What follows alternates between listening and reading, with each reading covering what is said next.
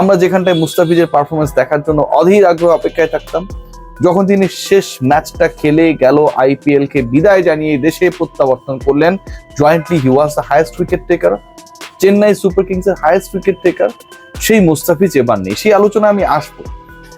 খেয়াল করে দেখবেন এই ম্যাচে কেন আসলে মুস্তাফিজকে আমার কাছে মনে হয় যথেষ্ট মিস করেছে মহেন্দ্র সিং ধোনির চেন্নাই। অনেকটা গাছ দেখিয়ে, অনেকটা নিবই না, পাত্তা দিলাম না, এই টাইপের একটা মনোভাব নিয়ে মুস্তাফিজকে আসলে দলভুক্ত করার ব্যাপারে তাদের একটা অনাগ্রহ ছিল, আমরা বলতে পারি।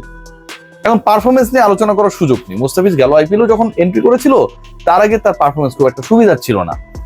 জিম্বাবুয়ের মতো দলের বিপক্ষে, আফগানিস্তানের মতো দলের বিপক্ষে দুমায় মাইটিয়েছে।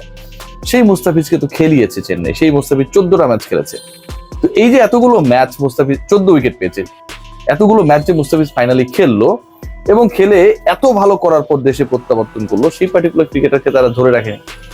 বিশেষ কোটায় তাকে দলে ফেরানোর সুযোগ ছিল, যদি কল করতো অন্য দলও কম্পিট করে তাকে দলে ফেরানো যেত, সেটাও করেনি।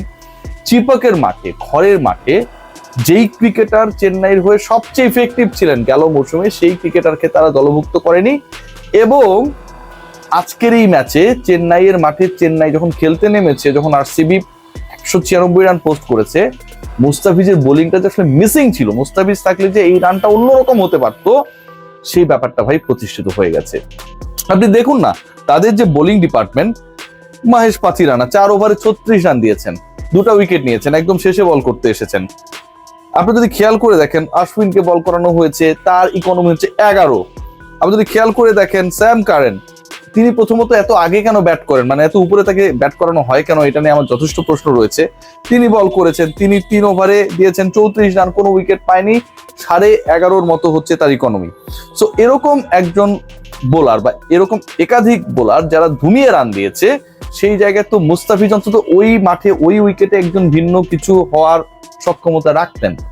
শেষ পর্যন্ত মুস্তাফিজকে তারা অ্যালাউ করেনি। মুস্তাফিজ এবারের আইপিএল এ মিসিং, কিন্তু মুস্তাফিজকে না নিয়ে চেন্নাই সুপার কিংস যে কিছুটা হলেও ভুল করেছে, এই পরাজয়টা তাদেরকে সেই রিয়েলাইজেশনটা দেবে।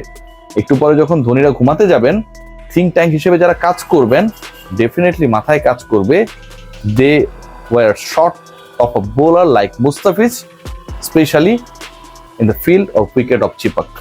সেখানটায় মুস্তাফিজ থাকলে ঘটনা অন্যরকম ঘটতে পারত। ধোনির batting mind blowing, Virat Kohli disgusting, overall যে ম্যাচটা হয়েছে সেখানটায় জাস্ট মুস্তাফিজ মিসিং। সবাই ভালো থাকবেন।